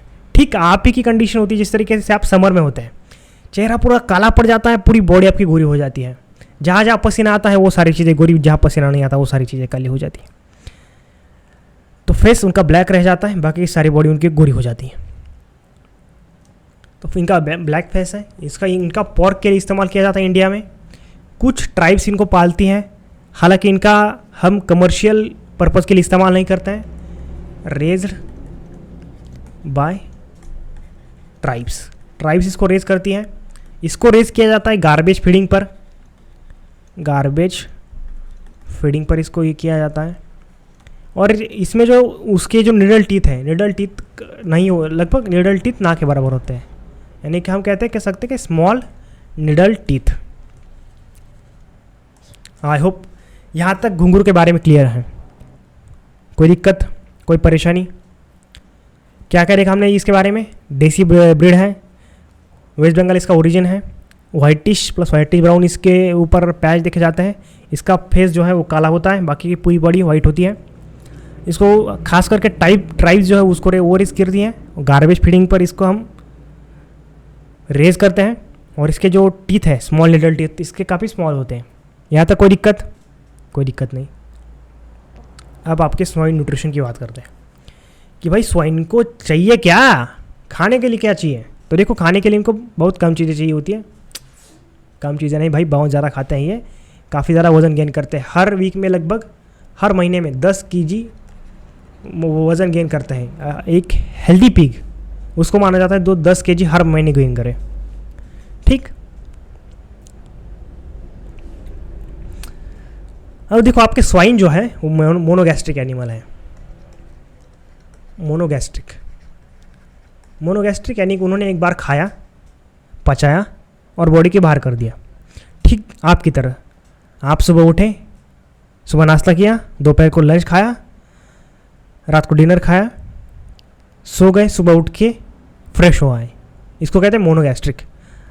अगर बात करें हम काऊ, बफेलो, शीप, गोट की, तो वो उनमें 4 रूमेन होते हैं, यानी कि 4 पार्ट हो उनमें, सॉरी 4 पार्ट उनके डाइजेस्टिव सिस्टम के, उनके पेट के 4 पार्ट होते हैं। तो मोनोगैस्ट्रिक नहीं, पॉलीगैस्ट्रिक होता है। तो उनमें होता क्या है, पहली बार चारा खा लिए, जितना मिलेगा उतना खा लिए, पर खा लिए, उसके बाद पेट से फिर मुंह में लाएं, ठीक से चबाएं, दोबारा से निकल लिए, ये उनमें होता है। लेकिन मोनोगैस्ट्रिक एनिमल में एक बार खा लिए, खत्म, खेल खल्लास। जैसा कि मैंने कहा, सुबह लंच, सुबह ब्रेकफास्ट, दोपहर को डिनर, सॉरी दोपहर को लंच, शाम को डिनर। अब बैंकर की लाइफ ऐसी होती है कि मेरे भाई सुबह चाय, ब्रेकफास्ट का पता नहीं, 2:30 बजे डिनर लंच, 10 बजे डिनर। कभी कभार मार्च एंडिंग में चीज़ें ऐसी हो जाती हैं, सुबह सुबह डिनर। सर ये क्या बात हुई सुबह सुबह डिनर? अरे कल रात का बचा हुआ खाना सुबह सुबह खाना पड़ता है, इसलिए डिनर कह रहा है। ओके, तो देखो मोनोगैस्ट्रिक एनिमल होते हैं। अब ये ओमनीहोरस होते हैं। ओमनीहोरस यानी कि ये कार्निहोरस प्लस हर्बीहोरस दोनों खा सकते हैं। मीट भी खा सकते हैं प्लस वेजिटेबल्स भी खा सकते हैं। इनमें कोई दिक्कत की बात नहीं भाई, जो मिले भगवान की कृपा से, जितना है, जो जितना प्राप्त है उतना पर्याप्त है। ठीक, वो एक शेर है ना, मेरे साजन तू चाहे गम दे चाहे खुशी दे, दोनों तेरे प्यार में कबूल है। तो ये कहते हैं कि भाई जो दो, जो मिले, मीट मिले, वेजिटेबल मिले, ना नहीं कहेंगे, हमको चाहिए। अब जबकि इनके हम बात करें इनके आइडियल फीड की, तो इनमें होना चाहिए low fibre plus high protein. Sir ऐसा क्यों होना चाहिए? तो देखो, इनको आपको अल्टीमेटली काटना है, इनका मीट बेचना है, तो हमको चाहिए अल्टीमेटली मीट। अल्टीमेटली इनका मीट होता क्या है? Protein are the building block of the body, and protein होते क्या है? Protein are the chain of amino acids. ठीक, तो हाई प्रोटीन होनी चाहिए, लो फाइबर होनी चाहिए। इससे होगा ये, उनकी बॉडी वेट काफ़ी ज़्यादा तेज़ी से ग्रो करेगी। ओके, आई होप आपको यहाँ तक चीज़ें क्लियर हो। अब बात करें इनके लेवल्स की, यानी कि इनको हम एनर्जी लेवल के हिसाब से हाई एनर्जी के फीड खिलाते हैं। हाई एनर्जी फीड जैसे कि एक आपका होगा सेरल्स। ठीक, दूसरा हम खिलाएंगे इनको मिलेट्स।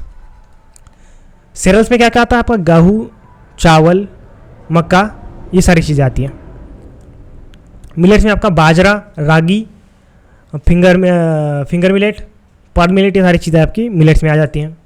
अब इसके अलावा बात करें कुछ और सोर्सेज की, तो इसमें आते हैं मोलासेस।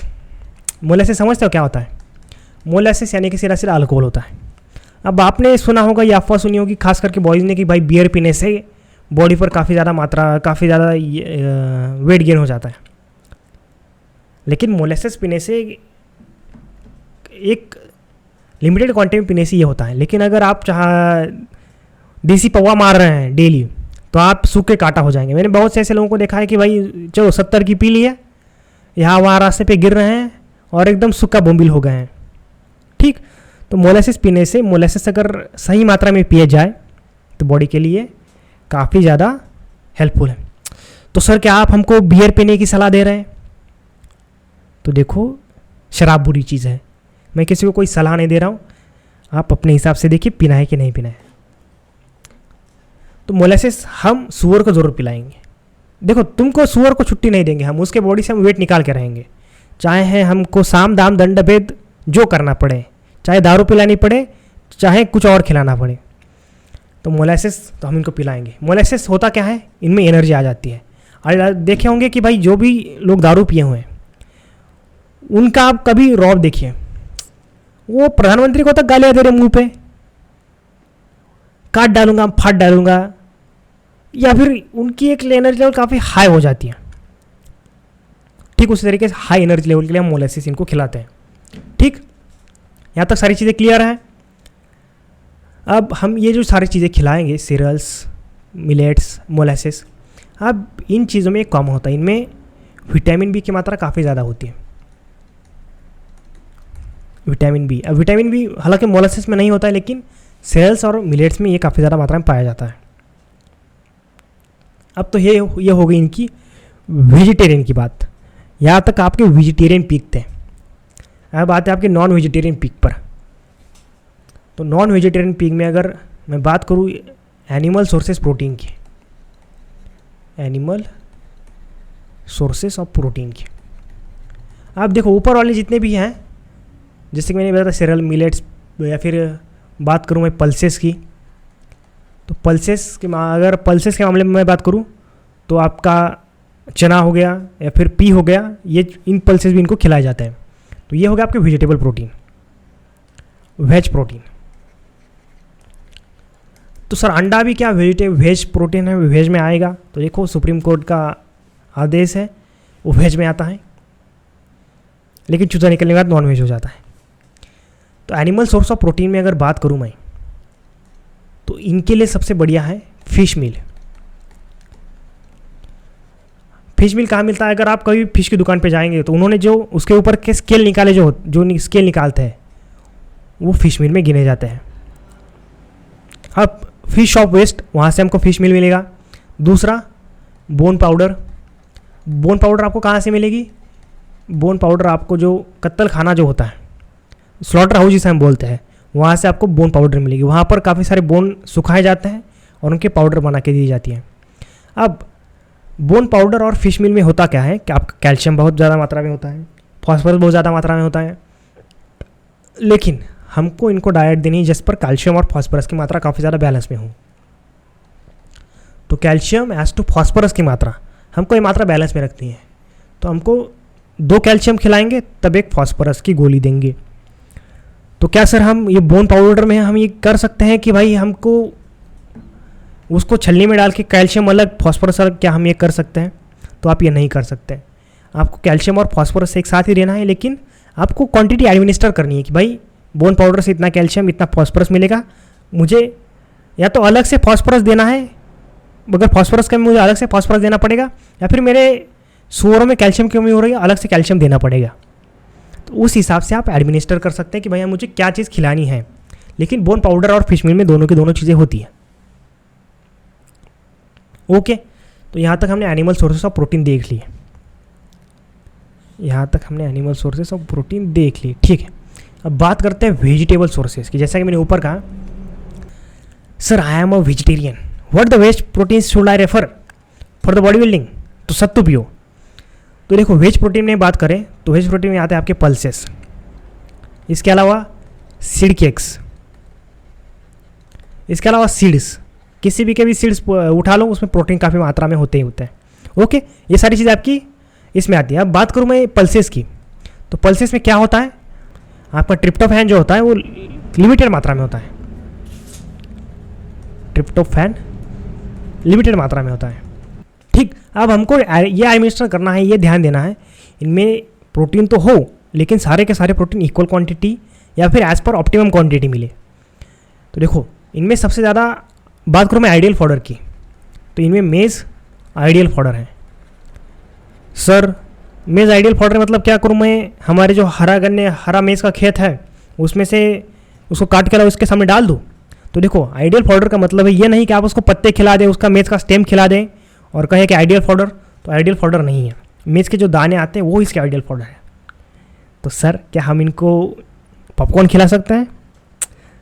तो सुन भाई, तेरे पॉपकॉर्न खाने के वादे हैं, तो गर्लफ्रेंड को अगर सिनेमा हॉल में भी ले जाता है तो 100 बार सोचता है कि पॉपकॉर्न खरीदूँ कि ना खरीदूँ, और तुम सुअर को पॉपकॉर्न खिलाओगे और वो इतने पॉपकॉर्न खा जाएगा तेरी 7 पुश्ते बिक जाएंगी उसमें। तो ठीक है, उसको पॉपकॉर्न मत खिला, तो मेज़ खिला इसको। अब मेज़ में होता क्या है? लाइसिन प्लस मिथेनॉइन, ये काफ़ी ज़्यादा मात्रा में पाया जाता है, ठीक। तो हम इन चीज़ों को बैलेंस करके चलेंगे, ट्रिप्टोफैन, लाइसिन और मिथेनॉइन को एज अ बैलेंस, यानी कि किसी भी चीज़ को घटने बिगड़ने नहीं देंगे। अब बात करेंगे कि डाइट की, तो इनके डाइट में क्या क्या इंक्लूड होना चाहिए। तो ये मेज़ यहाँ पे मैंने लिख दिया है, चलो मेज़ को यहाँ से हटा दें। इनकी डाइट में क्या क्या चीज़ें होनी चाहिए, तो बात करो इनके डाइट की, ठीक। डाइट क्या होता है कि एक बैलेंस न्यूट्रिशन लेना पड़ता है। तो डाइट में क्या क्या होना चाहिए इनके में? मेज़ होना चाहिए, इसके अलावा कॉन्सनट्रेट्स जिसको हम कहते हैं केक्स, कॉन्सेंट्रेट जिसको हम कहते हैं सीड केक्स, केक्स, यानी कि सीड केक्स होनी चाहिए। व्हीट ब्रान यानी कि गेहूं का जो भी दाना आता है, गेहूं के जो भी ग्रेन्स आते हैं, अगर ग्रेन के ऊपर अगर देखें तो जब भी वो फील्ड कंडीशन में होता है तो उसके ऊपर की जो परतें होती हैं उसको हम व्हीट ब्रान कहते हैं। ठीक, तो व्हीट ब्रान होना चाहिए। इसके अलावा फिश मील, जैसा कि मैंने बताया, फिश मील, एनिमल मील में कहते हैं हम, एनिमल मील भी होना चाहिए, सॉरी बोन मील भी होना चाहिए। इसके अलावा इनमें मिनरल मिक्सचर होना चाहिए, मिनरल मिक्सचर भी होना चाहिए। सॉल्ट की मात्रा इनमें ना हो तो इनमें कैनिबलिज्म होता है, ये एक दूसरे को मारने लगते हैं, तो इसलिए सॉल्ट काफ़ी ज़्यादा इंपॉर्टेंट है। अब देखो ये जो चीज़ें हैं, ये चीज़ें आपकी अडल्ट के लिए, ग्रोवर के लिए और क्रिप फीडिंग के लिए, इन चीज़ों के लिए अलग अलग है। लेकिन अब देखिए, जो भी आपकी ग्रोवर होगी उसकी प्रोटीन इंटेक जो डिमांड है वो काफ़ी ज़्यादा होगी, इसलिए हम उसको प्रोटीन, फिश मील, मिनरल मिक्सचर और कॉन्सेंट्रेट केक काफ़ी ज़्यादा मात्रा में खिलाएंगे। बात करें एक अडल्ट की, तो अडल्ट की बॉडी ग्रोथ अब स्टॉप हो चुकी है, अब उसको केवल और केवल, अगर वो 100 है तो उसके बच्चों की ग्रोथ करनी है, बोर है तो उसको अपने स्पर्म बढ़ाने हैं, तो उसमें केवल उसको हम एनर्जी देंगे ज़्यादा से ज़्यादा, मेश, मिनरल मिक्सचर, सॉल्ट, ये काफ़ी मात्रा में खिलाएंगे। बात करें व्हीट ब्रान, उससे भी एनर्जी मिलती है। अब क्रिप फीडिंग की, तो क्रिप फीडिंग में आपको सारी की सारी बैलेंस करके रखनी। Creep feeding same as a grower हम उनको खिलाते हैं, ठीक, लेकिन क्रिप फीडिंग में होता क्या है, ग्रोवर से थोड़ी ज़्यादा मात्रा में इनको प्रोटीन दिया जाता है। ग्रोवर और क्रिप फीडिंग में यही ज़्यादा अंतर है। देखो अब जब ये अर्ली स्टेजेस में होते हैं, यानी कि बच्चों वाली स्टेजेस में होते हैं, तो अर्ली स्टेजेस में आपको मेज़ के साथ साथ आपको इनको ऑयल भी खिलाना है, ताकि ये काफ़ी तगड़े, हट्टे कट्टे, मोटे हो जाए, इनको ये काटने में काफ़ी ज़्यादा मांस मटन मिले, काफ़ी मांस मज्जा मिले, इसलिए ऑयल खिलाना काफ़ी ज़्यादा इंपॉर्टेंट होता है। अब ऑयल खिलाना एक कॉमन प्रैक्टिस हो गई है। अब मैंने बहुत से कमर्शियल गोट फार्म देखे हैं, कमर्शियल काऊ फार्म देखे हैं, जहाँ पर काऊ को ऑयल एडमिनिस्टर किया जाता है, जो आपका पाम ऑयल आता है, जिससे कि उनके ऊपर की चर्बी काफ़ी बढ़ जाती है और बॉडी पर एक ऑयली लेयर जम जाती है, जिससे वो चमकने लगता है। ऐसा नहीं कि बल्ब लगाने जैसे चमकने लगते हैं, यानी कि उनमें एक शाइन आ जाती है, उनके बॉडी लेयर पर एक तरल पदार्थ की जैसे शाइन आती हैं, ठीक उस तरीके से उनमें शाइन आती है। अब जैसे लड़कियां लगाती हैं वो चमकने के लिए, यहाँ लगा दिया, यहाँ लगा दिया, पूरे मुंह पे, तो उनका चेहरा चमकता है। ठीक उसी तरीके से अगर आप ऑयल खिलाएंगे तो आपका चेहरा चमकेगा। अब बात करें, अगर हमको मार्केटिंग के लिए पीक चाहिए, हमको उनको बेच देना है, तो हमको क्या कहना, खिलाना है उनको सीरियल्स प्लस प्रोटीन सोर्सेस, यानी कि वज़न बना रहे, एनर्जी बनी रहे। ठीक, ऐसा नहीं कि आपने इसको बेचना है तो इसको क्यों खिलाएं हम, ये बात होती है ना भाई। तो इसको आपको खिलाना बंद नहीं करना, तो प्रोटीन सोर्सेस आपको इसको जारी रखने हैं। अब मैंने जैसे बात करी थी गार्बेज फीडिंग की, तो गार्बेज फीडिंग में इनमें काफ़ी आम बात है गार्बेज फीडिंग में। अब देखो गार्बेज फीडिंग में होता क्या है, गार्बेज फीडिंग में ये एफसीआर काफ़ी कम होता है। अगर आप इनको 10 किलो गार्बेज खिलाएंगे, 10 केजी ऑफ गार्बेज, तब जाके ये कहीं 1 केजी इनमें वेट गेन होता है। ठीक, यानी कि गार्बेज फीडिंग आपकी काफ़ी ज़्यादा एनर्जी कंज्यूमिंग फीडिंग है। नहीं तो ये देखा जाता है कि आप अगर उसको 2 किलो खिलाएंगे तो लगभग 1 किलो, आधा किलो, पौना किलो ये वेट गेन कर जाते हैं। तो गार्बेज फीडिंग इतनी ज़्यादा हार्मफुल होती है, सॉरी हार्मफुल नहीं होती है, इतनी ज़्यादा एनर्जी कंज्यूमिंग होती है। जब 10 केजी कंज्यूम करेंगे तब जाके कहीं ना कहीं 1 केजी वेट गेन होगा। ओके, ठीक, यहाँ तक सारी चीज़ें क्लियर हैं। अब ये देखिए, ये सुअर है, सर कुछ नई बात बता रहे हैं, कहीं लिख लो, मैं कहीं यूपीएससी में ना आ जाए। तो देखिए ये सुअर है, ये सुअर की मादा है। देखो इनमें अब बात जैसे मैंने बताया था क्रिप फीडिंग, क्रिप फीडिंग मैंने क्या बताया, एडिशनल फीडिंग या फिर सप्लीमेंटल फीडिंग। किसको फीडिंग खिलानी है हमको, हमको किसी को भी सप्लीमेंटल मतलब कि ऐसा नहीं कि कोई भी सुअर उठाया उसको खिला दिया, बोर उठाया उसको खिला दिया, सुआ उठाया उसको खिला दिया, नहीं, उनको नहीं खिलाना है। Supplementary feeding to young stock, जो अभी अभी यंग हुए हैं, यंग स्टॉक हम कहेंगे जिनको हम पिग्स कहते हैं, उनको खिलाना है। किसके लिए? To boost body weight, body weight इनका बूस्ट करने के लिए। देखिए जब आप जिम में जाते हैं तब आप प्रोटीन खाते हैं कि सेराटिन का क्या बोलते हैं उसको, कैराटिन खाते हैं, तो वो क्या चीज़ है आपके लिए? सप्लीमेंटल फीडिंग है, जाके आपकी बॉडी वेट बढ़ जाए। तो इसी तरीके से क्रिप फीडिंग इनमें सप्लीमेंटल फीडिंग है, जिससे इनकी बॉडी वेट काफ़ी ज़्यादा बढ़ जाए। ओके, यहाँ तक सारी चीज़ें क्लियर है। अब बात करते हैं मिनरल न्यूट्रिशन की, यानी कि अब हम देखिए हमने पहले देखा क्या खाना चाहिए, वेज नॉन वेज खाना चाहिए, उससे भी हम स्मॉल लेवल पे उतरे, उसमें भी क्या खाना चाहिए? कॉन्सेंट्रेट्स खानी चाहिए, कार्बोहाइड्रेट्स खानी चाहिए। अब आते हैं एक लेवल और नीचे। पहले हमने देखा कंपाउंड की बात की, उसके बाद हमने देखा सबसे पहले हम सब्सटेंस की बात की, उसके बाद कंपाउंड की बात की। बात करें हम एक जनरल सिनारियो की, तो केमिस्ट्री में होता है कि सबसे पहले एटम्स होते हैं, उसके ऊपर कंपाउंड्स होते हैं, कंपाउंड्स के ऊपर सब्सटेंसेस होते हैं। तो हमने सब्सटेंसेस देखे, कंपाउंड देखे, अब बात आती है एटॉमिक लेवल पर। अब एटॉमिक लेवल पर हम इनका मिनरल न्यूट्रिशन देखते हैं।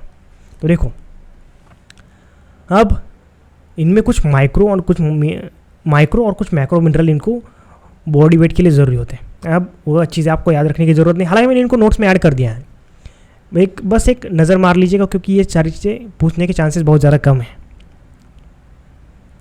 ओके, अब जैसा कि मैंने कहा था, इनको हमको सॉल्ट खिलाना ही खिलाना है किसी भी हाल में। तो ये जो सॉल्ट है लगभग आपको 0.5% खिलाना है।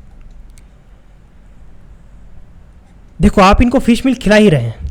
अब फिश जो आते हैं लगभग 90% फिश आपके ओशन से आते हैं, यानी कि समुंदर से आते हैं, यानी कि खारे पानी में रहने वाले फिश, उनकी बॉडी में भी काफ़ी ज़्यादा खारापन होने की वजह से सॉल्ट होने की संभावनाएं काफ़ी ज़्यादा रहती है। Despite of fish mill feeding आपको इनको अलग से 0.5% सॉल्ट एडमिनिस्टर करने हैं, ताकि आपका बॉडी वेट ठीक ठाक मेंटेन रख सके।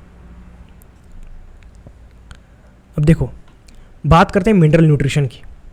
तो मिनरल न्यूट्रिशन में हमको कुछ चीज़ों के याद रखना बहुत ज़्यादा ज़रूरी है। तो मिनरल न्यूट्रिशन में ये चीज़ याद रखें कि मिनरल्स की बात करते हैं, सीरियसली मिनरल्स की बात करते हैं। सबसे पहले बात करते हैं आयरन की, यफी, जिसको हम कहते हैं आयरन। तो आयरन, अगर आयरन की इनमें कमी हो गई तो इनमें होता है पिगलेट एनीमिया,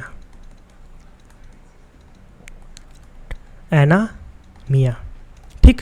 अब पिगलेट एनीमिया होने की वजह से होता क्या है कि बोर काफ़ी लैम हो जाता है, इसमें थम्स आ जाते हैं। थम्स यानी कि अगर आप उसको एक गुद्दा मार दे, उसके बॉडी पे एक अपना एक ये छोड़ दे, तो वो ऐसे अंदर के अंदर चला जाता है। यानी कि अगर जैसे कि अगर मैं बात करूँ, आप एक मड बॉल को अगर आप हाथों से प्रेस करें, जिस तरीके से वो अंदर जाके सिकुड़ जाता है, ठीक उस तरीके से आप अगर इनको एक लाठी वाठी मार दें, ठीक उसी का निशान बन जाता है। इसको कहते हैं हम थम्स। इसके अलावा इनमें लैमनेस आ जाती है, इनका जो नेक का कलर है वो वायलेट हो जाता है, ठीक। तो ये सारी चीज़ें पिगलेट एनीमिया के लक्षण होते हैं। अब पिगलेट एनीमिया के लिए हमको इनको यफी खिलाना है, आयरन सल्फेट खिलाना है हमको, FeSO4। तो FeSO4 हमको लगभग 80 mg पर केजी ऑफ इनको बॉडी वेट, इस हिसाब से हमको उनको FeSO4 एडमिनिस्टर करना है, ठीक। अब बात करते हैं कॉपर की। तो देखो कॉपर को हम कहते हैं Cu।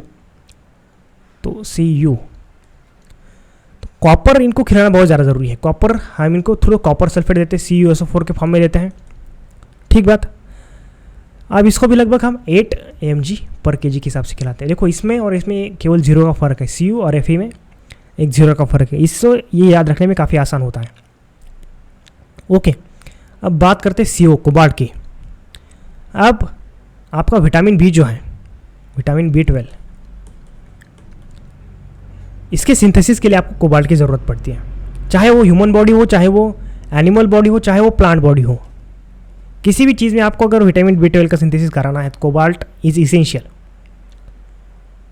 Cobalt is a precursor of vitamin B12, मैं तो सिरा सर यही कहूँगा। कोबा जैसे कि दूध से दही जमाने के लिए दही की हमको थोड़ी सी क्वांटिटी चाहिए होती है, ठीक। अगर आपको B12 बनाना है तो उसी तरीके से आपको कोबाल्ट की थोड़ी सी क्वांटिटी चाहिए।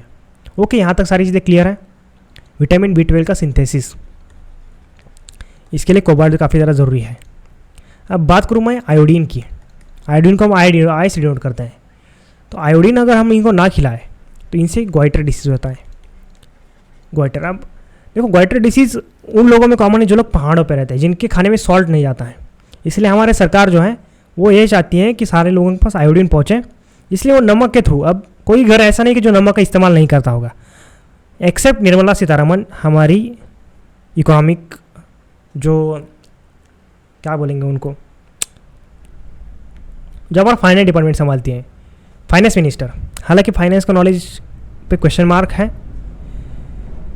तो ग्वाइटर जो है वो डिसीज़ आयोडीन की कमी की वजह से होता है।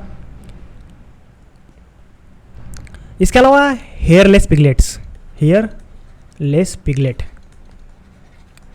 ये डिसीज़ भी आपका आयोडीन की कमी की वजह से होता है, ठीक।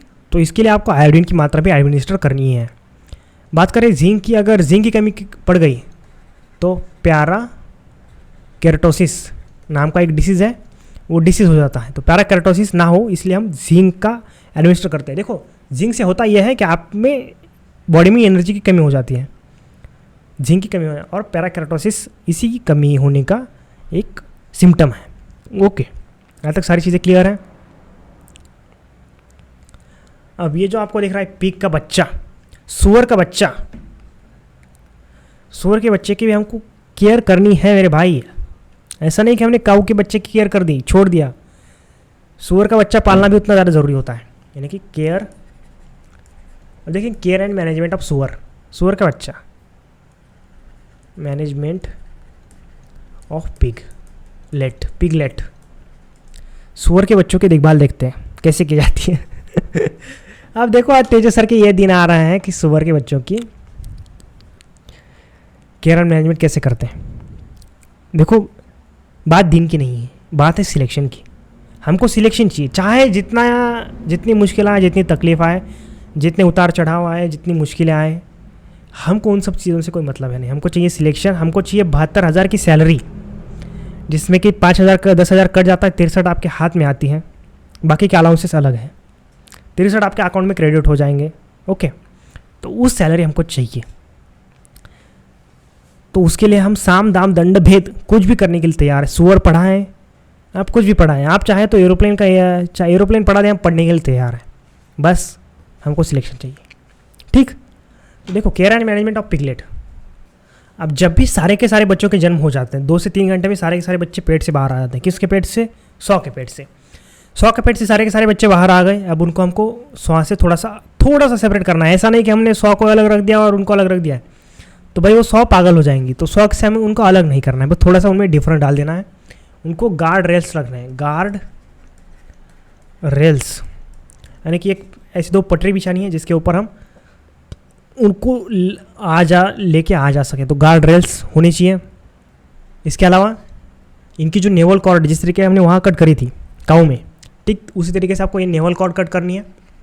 नेवल कॉर्ड कटिंग आपको पता है कहाँ से नेवल कॉर्ड कट करनी है? 2.5 सेंटीमीटर फ्रॉम इट्स स्टमक, और उसके ऊपर टिंचर आयोडीन।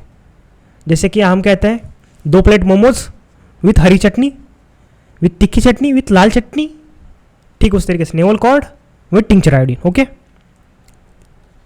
ठीक। उसके अलावा हमको क्या करना है? अब इनमें होता यह है, इनको जैसे पैदा होते हैं इनको तुरंत मदर मिल्क चाहिए। तो feeding of mother milk. Okay, mother milk पिलाना काफ़ी ज़्यादा इंपॉर्टेंट है। अब देखो मदर मिल्क हम कब तक पिलाएंगे? लगभग 6 से लेकर 8 वीक तक, यानी कि लगभग 2 महीने तक। 6 से 8 वीक का मतलब ही वही होता है मेरे भाई, 2 महीने। आधे घंटे का मतलब होता है 30 मिनट, ठीक। उस तरीके से 6 से 8 महीने का मतलब होता है, 6 से 8 हफ्ते का मतलब होता है 2 महीने। 2 महीने तक हम इनको दूध पिलाएंगे। इसके बाद हम इनको खिलाएंगे क्रीप फीडिंग, यानी कि क्रीप मिक्सचर। क्रीप फीडिंग हम स्टार्ट करेंगे। कब स्टार्ट करेंगे? 2 महीने बाद, आफ्टर 2 मंथ। किसके 2 मंथ के बाद? जन्म के 2 महीने बाद, ठीक। इसके अलावा इनके जो निडल टीथ हैं, निडल टीथ हम कट करेंगे, निडल टीथ कटिंग। निडल के टीथ मैंने कट कर दिए, क्योंकि सौ को हमारी जो मदर है, जो सूअरों की माँ है, उनको कोई हानि ना हो भाई, क्योंकि 10-12 बच्चों को दूध पिलाना है तो कैसे पिलाएंगे आप? तो उनको गाय का दूध तो पिला नहीं सकते, उनके लिए सूअर का ही दूध चाहिए ना। तो निडल टीथ में कटिंग का होना बहुत ज़्यादा ज़रूरी है। इसके अलावा उनको में वैक्सीनेशन का होना काफ़ी ज़्यादा ज़रूरी है। शरीर में कौन सा डिसीज़ है, डिसीजेस भी पढ़ने वाला है, ऐसा नहीं कि डिसीजेस है नहीं इनमें, तो इनमें रेड डायमंड डिसीज़ है, बहुत सारे डिसीजेस है इनमें भी, छोड़ेंगे नहीं, ठीक। वैक्सीनेशन कराएंगे।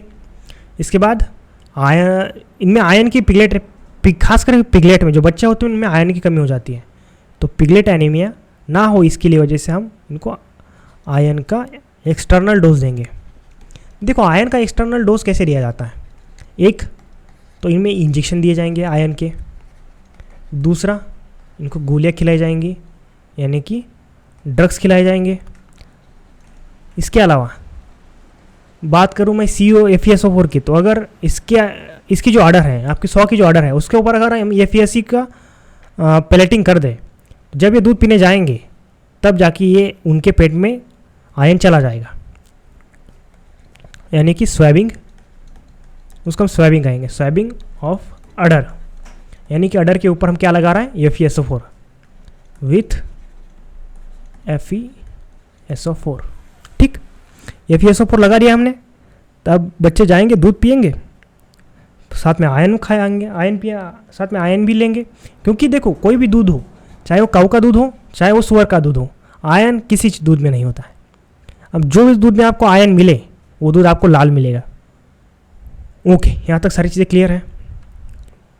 अब बात करते कुछ ऐसे टर्म्स की जो पिग के होम से रिलेटेड है, यानी कि पिग का जो घर होता है, पिग का जो पेन होता है उससे रिलेटेड है। सबसे पहला फैरोइंग पेन। तो देखो फैरोइंग पेन होता क्या है, अब जैसे ही लास्ट क्वार्टर में जैसे कोई फीमेल प्रेगनेंसी के लास्ट क्वार्टर में है तो उसको हम अलग से फैरोइंग पेन में रखते हैं। तो उसको अलग से फैरोइंग पेन में रखने का ये फ़ायदा होता है कि वो वहाँ पे घूम फिर सके, उसको कोई और डिस्टर्ब ना कर सके, उसमें एबॉर्शन ना हो, कोई उसके पेट के अंदर कोई सूअर का बच्चा मरे ना, क्योंकि अगर एक भी बच्चा उसमें से मर गया तो अल्टीमेटली सबकी डेथ होनी है। इसके अलावा 100 की हेल्थ को भी काफ़ी ज़्यादा नुकसान पहुँच सकता है। तो फैरोइंग पेन हम किसके लिए इस्तेमाल करते हैं, प्रेग्नेंट 100 के लिए। सर हम प्रेग्नेंट बोर के लिए इस्तेमाल नहीं करते क्या? तो मेरे भाई बोर एक मेल होता है, वो प्रेग्नेंट नहीं होता है, वो प्रेग्नेंट करता है, ठीक। तो फैरोइंग पेन, ओके। इसके अलावा फैरोइंग पेन का एक और उपयोग होता है, एक और सदुपयोग होता है। अगर इसमें जैसे मैंने कहा कि जो आप आफ्टर द पार्चुरेशन 100 उसके बच्चों पे गिर जाती है by energy losses through is body, तो वो अवॉइड करने के लिए भी फैरोइंग पेन का इस्तेमाल किया जाता है। फैरोइंग पेन में आयरन रेल्स बिछाए जाते हैं, उस आयरन रेल के हिसाब से बच्चे आयरन रेल के थोड़ा अंदर चले जाते हैं ताकि उनके ऊपर 100 गिर भी गई तो भी बच्चे सुरक्षित रहते हैं, यानी कि to avoid piglets from crushing. Crushing यानी कि दब के मर जाने से अच्छा है आयरन रेल्स में चले जाए, ओके। इसके अलावा एक फैरोइंग पेन का एक और इस्तेमाल होता है। जो देखो फैरोइंग पेन में होता क्या है, बच्चा अपने माँ के साथ रहते हैं। अब ऐसे में होता क्या है, हमको उनको क्रीप फीडिंग करानी होती है। अब क्रीप फीडिंग में ये होता है कि आपको पता नहीं चल रहा कि वो जो खाना हमने दिया है वो बच्चे खा रहे हैं और बच्चों की माँ खा रही है। तो इस चीज़ को अवॉइड करने के लिए फैरोइंग पेन का इस्तेमाल किया जाता है, ठीक। अब बात करें ब्रूडर की। अब देखो ब्रूडर चीज़ को ध्यान से समझना, ब्रूडर होता क्या है। ब्रूडर एक आर्टिफिशियल मशीन होता है जो कि टेम्परेचर रेगुलेशन करता है, टेम्परेचर रेगुलेशन। अब देखो टेम्परेचर रेगुलेशन होता क्यों है। अब ये सूअर जो होते हैं इनको 31 से लेकर 32 डिग्री सेल्सियस का तापमान सराउंडिंग का चाहिए। बात करें नॉर्थ ईस्टर्न स्टेट की तो वो काफ़ी ज़्यादा ठंडी स्टेट्स हैं। अब ऐसे में 31-32 डिग्री सेल्सियस तापमान मेंटेन करना काफ़ी ज़्यादा डिफिकल्ट बात है। अब आप देख रहे हैं गर्मी का सीज़न है, 41 डिग्री पे तापमान है, शरीर का कोई हिस्सा ऐसा नहीं बचा है जहाँ से पसीना ना आ रहा हो। तो ऐसे में भी 31-32 डिग्री सेल्सियस मेंटेन करना केवल और केवल ब्रूडर की मदद से किया जाता है। अब ब्रूडर कहाँ इस्तेमाल किया जाता है, एक आपका पिग में, दूसरा पोल्ट्री में। तो ब्रूडर का इस्तेमाल हम पिग में भी करते हैं, उनमें 31 से लेकर 32 डिग्री सेल्सियस का तापमान हमको मेंटेन रखना होता है, ठीक। इसको हम कहते हैं हीट सप्लीमेंट। अगर ठंड कम हो जाए तो हम इसके हीट सप्लीमेंट के लिए इसका इस्तेमाल करेंगे। ओके, यहाँ तक सारी चीज़ें क्लियर है। मैं बात करते हैं फैरोइंग क्रेट्स की। फैरोइंग क्रेट्स की, अब देखो फैरोइंग क्रेट्स होते क्या है। अब फैरोइंग क्रेट्स, इसमें आपके 100 को रखा जाता है। अब जब प्रेगनेंसी होती है तो प्रेगनेंसी में उस अगर बहुत बड़ा, आपने उसको बहुत बड़ा एरिया दे दिया है, एक प्रेग्नेंट सॉ है और मान के चलिए उसका पार्चुरेशन शुरू हो रहा है, आपने 1 एकड़ का एरिया दे दिया उसको रहने के लिए, तो पता चले एक बच्चा कहीं और गिरा है, दूसरा बच्चा कहीं और गिरा है, तीसरा बच्चे का पता नहीं, चौथे को कुत्ते खा गए। तो ऐसी चीज़ में हम उसकी जो मूवमेंट है उसको रिस्ट्रिक्ट करने के लिए एक फैरोइंग क्रेट बनाते हैं, to restrict the movement of pregnant sow. Pregnant sow की मूवमेंट रिस्ट्रिक्ट करने के लिए हम फैरोइंग क्रेट्स बनाते हैं। ओके, ताकि बच्चे एक ही जगह पे हमको मिल सकें, ठीक। यहाँ तक सारी चीज़ें क्लियर है। अब इसकी जो साइज़ बताई गई है TNU में, या फिर सॉरी TNU में नहीं बताई गई, ICR में बताई गई है, इसके लिए 8x2 इंच, सॉरी इंच नहीं फीट, 8x2 फीट की इसमें इतनी साइज़ होनी चाहिए, 8 फीट लंबा 2 फीट चौड़ा। ओके, ताकि हम उसकी मूवमेंट जो है वो रिस्ट्रिक्ट कर सकें। आई होप आप आज के लिए इतना ही, बाकी का नेक्स्ट लेक्चर में देखेंगे। आगे के लेक्चर में बाकी के हाउसिंग मैनेजमेंट वगैरह डिस्कस करेंगे, डिशेज वगैरह डिस्कस करेंगे। तब तक के लिए पढ़ते रहिए, मिलते हैं आपसे नेक्स्ट लेक्चर में, तब तक के लिए बाय बाय।